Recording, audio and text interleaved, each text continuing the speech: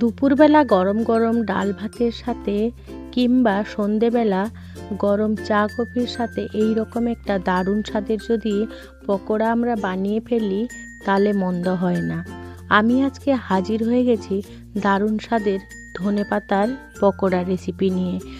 বন্ধুরা, আপনারা তো অনেক রকমই এই ধনেপাতার পকোড়া বানিয়েছেন, তবে আমার মতন করে যদি বানান তাহলে এই ধনেপাতার কালার, স্বাদ, গন্ধ সবই পাবেন।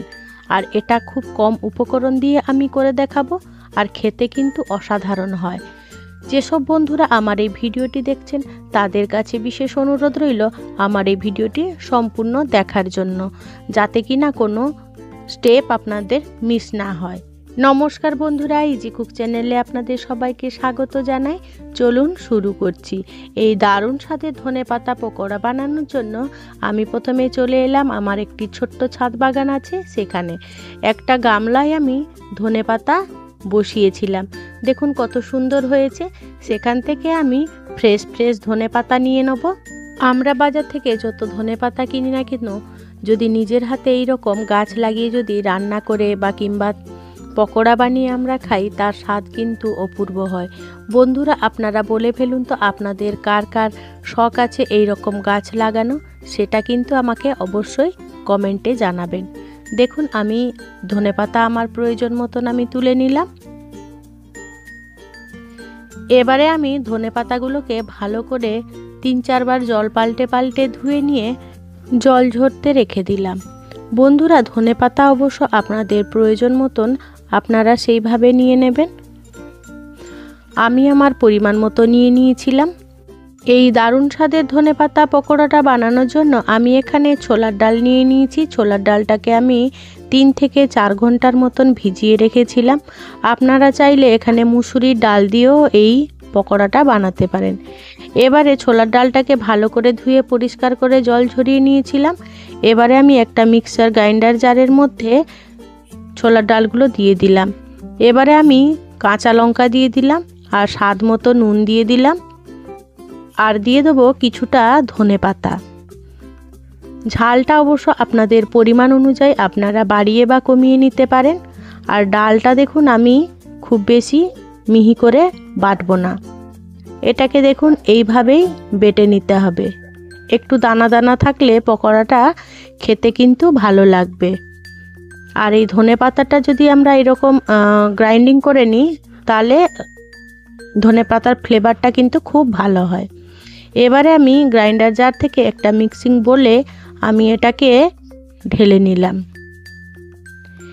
এবারে ওই মিক্সিং জারের মধ্যে আমি বাকি ধনেপাতাগুলোকে একটু পেস্ট করে নেব। খুব বেশি পেস্ট করা যাবে না, তবে দেখুন আমি কিভাবে করে নিচ্ছি সেইভাবে করে নিতে হবে। কুচি কুচি করে দিলে কি হয়, কিন্তু সেটা কালারটা ভালো হয় না, আর এইভাবে করলে কালারটা ভালো হয়। আমি এবারে আমার ছাদ বাগানে আরও পুদিনা গাছ ছিল, তার থেকে আমি কিছুটা পুদিনা পাতা দিয়ে দিলাম। এটাও যদিও অপশনাল, আপনারা দিতে পারেন নাও দিতে পারেন। দেখুন ঠিক আমাদের এইভাবে পেস্ট করে নিতে হবে। তবে বন্ধুরা, একসাথে ডাল আর ধনেপাতা বাটতে যাবেন না, তাতেও মোটেও খেতে ভালো লাগবে না। এবারে আমি ওই পেস্ট করা ধনেপাতা আর পুদিনা পাতাটাকে ডালের মধ্যে নিয়ে নিলাম, দিয়ে ভালো করে আমি মেখে নেব।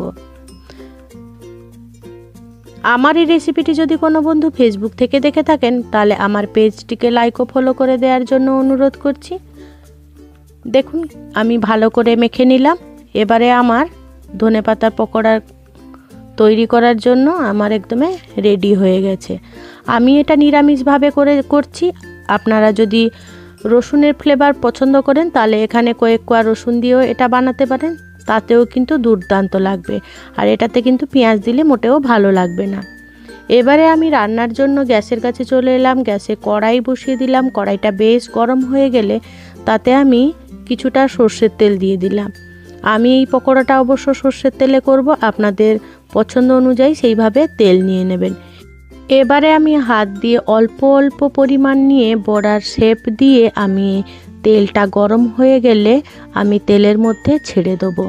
এখানে গ্যাসের ফ্লেমটা অবশ্য আমাদের লো টু মিডিয়াম আঁচে রেখে এই বড়াগুলো ভাজতে হবে।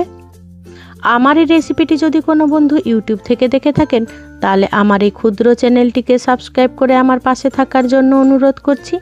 আর পাশে থাকা বেল আইকনটি কিন্তু আপনারা ক্লিক করতে ভুলবেন না, ওটা কিন্তু অলে দিয়ে রাখবেন যাতে আমার দেওয়া সমস্ত ভিডিও নোটিফিকেশান আপনারা খুব সহজেই পেয়ে যান। তার জন্য কথা বলতে বলতে আমার সমস্ত বড়াগুলো দেওয়া হয়ে গেছে, যতটা আমার তেলে ধরবে আমি ততটা দিয়ে নিয়েছি। এবারে এক পিঠ হয়ে গেলে আমি খুন্তি দিয়ে আরেক পিঠ উল্টে নেব। বন্ধুরা এখানে কিন্তু গ্যাসের আঁচ একেবারেই ফুল করে রাখবেন না, তাহলে কি হবে, উপরের অংশটা বেশি পুড়ে যাবে আর ভেতরের অংশটা হবে না। তাই গ্যাসের ফ্লেম আমাদের এখানে লো টু মিডিয়াম আঁচে রেখে আমাদের বড়াটাকে ভাজা করতে হবে। এইভাবে আমি সমস্ত বড়াগুলোকে উল্টে পাল্টে দেখুন ঠিক এইভাবে ভাজা করে নিচ্ছি, আর কালারটা দেখুন একেবারেই চেঞ্জ হয়নি।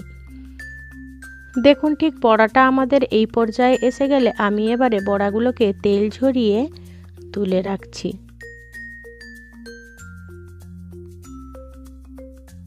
বন্ধুরা আপনারা বলে ফেলুন তো আপনাদের কার কার এই ধনেপাতার পকোড়া ভালো লাগে। আমার ক্যামেরার জন্য ঠিক কালারটা আসছে না, কিন্তু পুরো সবুজই হবে। এবারে আমি বাকি বড়াগুলো একটা চামচের সাহায্যে শেপ দিয়ে নিয়ে আমি বাকিগুলো ভেজে নিচ্ছি। আপনাদের সুবিধে মতো আপনারা সেইভাবে হাত দিয়ে কিংবা চামচ দিয়ে নিয়ে নিতে পারেন।